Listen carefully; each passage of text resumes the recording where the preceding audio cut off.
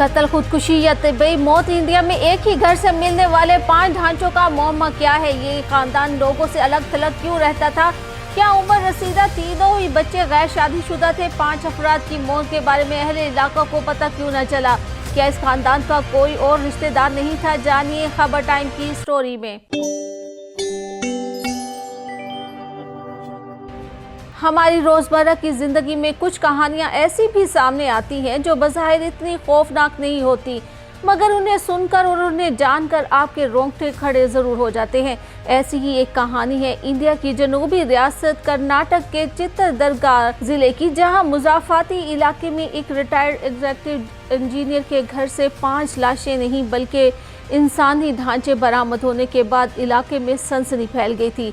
और क्यों ना फैलती, ये लोग जिन्हें इलाके के लोगों ने जीते जागते देखा हो, अचानक से इनके मरने नहीं बल्कि ढांचा मिलने की खबरें सामने आए तो यकीनन हर एक हैरत ज़दा ज़रूर रह जाता है, जो इस बात की तरफ इशारा था कि इन सब की मौत को काफ़ी अरसा बीत चुका है। मगर इनकी मौत हुई कैसे और अहले इलाका को इसका इल्म क्यों ना हो सका? पुलिस को अपनी तहकीकात में पता चला कि खानदान के सरबराह 85 साला जुगन्नाथ रेड्डी, इनकी 80 साला बीवी प्रेमा, 62 साला बेटी त्रिपी, 2 बेटे 60 साला कृष्णा और 57 साला नरेंद्र अपने रिश्तेदारों से फासला रखते थे और इनसे कोई मेल जोल ना रखते थे। ये खानदान लोगों से इतना अलग थलग रहता था कि इनका घर जुलाई 2019 से बंद था और लोगों को इनके बारे में कोई शक तक न हुआ। लेकिन इंसानी ढांचे मिलने का मामला इस वक्त सामने आया जब 2 दिन पहले कुछ लोगों ने घर के मरकजी दरवाजे को खुला देखा। इनमें से कुछ लोगों ने एक सहाफ़ी को इत्तला दी। सहाफ़ी ने इस इत्तला पर पुलिस को भी इत्तला कर दी। पुलिस ने मौके पर पहुंचकर 5 ढांचे बरामद कर दिए। ये खानदान लोगों से अलग थलग आखिर क्यों रहता था? तो इस हवाले से कहा जाता है कि चित्रदुर्गा के सुपरिटेंडेंट ऑफ पुलिस का कहना था कि जुगन्नाथ रेड्डी के एक रिश्तेदार के मुताबिक इनका खानदान एक आश्रम जाने का मंसूबा बना रहा था। इसलिए जब लोगों ने घर को काफी दिन तक बंद देखा तो सोचा कि शायद वो लोग आश्रम चले गए हैं। इस बात की तस्दीक इस वकील ने भी की जिनकी खिदमत अहले खाना ने किसी मुकदमे के सिलसिले में ली थी। लेकिन अभी तक ये मालूम ना हो सका कि खानदान को आखिरी बार कब देखा गया। रेड्डी खानदान एक वसी और इस घर में रहता था। इनके घर के आसपास बहुत कम पड़ोसी थे।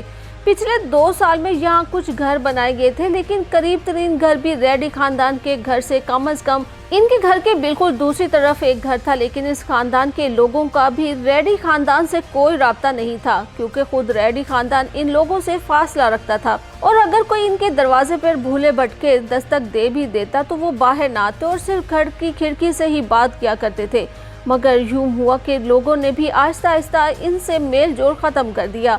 सालों हो गए थे लोगों को इनके देखे हुए। कुछ साल से इस घर के आसपास के लोग भी इलाके में बदबू की शिकायत कर रहे थे, लेकिन पुलिस ने इस बात पर ज्यादा तवज्जो न दी। घर बंद होने की वजह से पुलिस भी काफी दिन तक यहाँ न आई। घर का बैरूनी गेट भी बंद था, लेकिन तकरीबन 2 माह कबल जनवरी 2014 में इस घर का गेट टूट गया। अब ये मालूम नहीं कि किसी ने इसे तोड़ दिया या फिर खुद ही टूट गया, जिसके बाद 2 रोज कबल लोगों ने पुलिस को इत्तला दी कि घर का दरवाजा भी इन्हें टूटा हुआ नजर आ रहा है। पुलिस की तफ्तीश के दौरान घर से दस्तावेजात और कई अस्पतालों की मेडिकल रिपोर्ट्स मिली।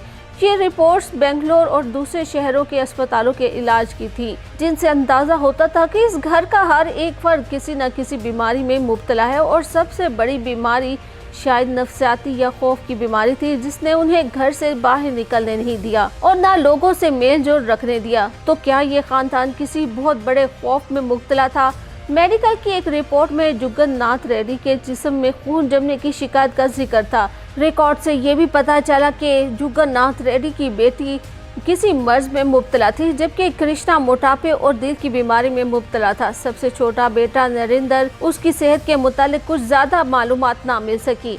हैरानकुन तौर पर घर से एक नोट ऐसा भी मिला जिसने इशारा दिया था कि खानदान कोई इंतहाई कदम उठा सकता है। हालांकि इस पर ना तो तारीख दर्ज थी और ना ही दस्तखत किए गए थे, मगर इससे एक बात तो वाज़ह थी कि ये खानदान किसी बड़ी नफ्सियाती बीमारी का शिकार है और ये सबका मुश्तरका फैसला था, क्योंकि ये मालूम ना हो सका कि खानदान के किस फर्द ने ये लिखा था, क्योंकि नोट भी मुकम्मल तौर पर नहीं लिखा गया था।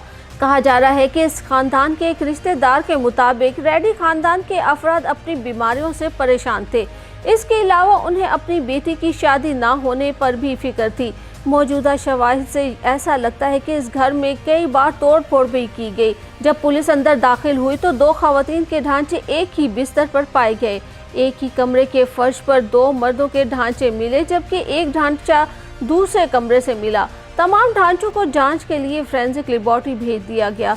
इस खानदान को अहले इलाका ने आखिरी बार 2019 में देखा था, जिसने बहुत से सवालों को जन्म दिया कि इतने साल खानदान के किसी फर्द ने आखिर इनसे कभी कोई खैरियत दरियाफ्त क्यों नहीं की और ना ही इन्हें कभी फ़ोन किया। ये सवाल भी उठता है कि 2 अफराद अगर बीमारी की वजह से मर गए थे तो 2 मर्द जिनके ढांचे फर्श पर पड़े थे, क्या उन्होंने घर से बाहर निकलने की कोशिश की थी या फिर इन सब को ही जहर दिया गया था, या इनकी मौत खुदकुशी थी या कुछ और। ये एक मुअम्मा है जो अभी तक हल नहीं हो सका।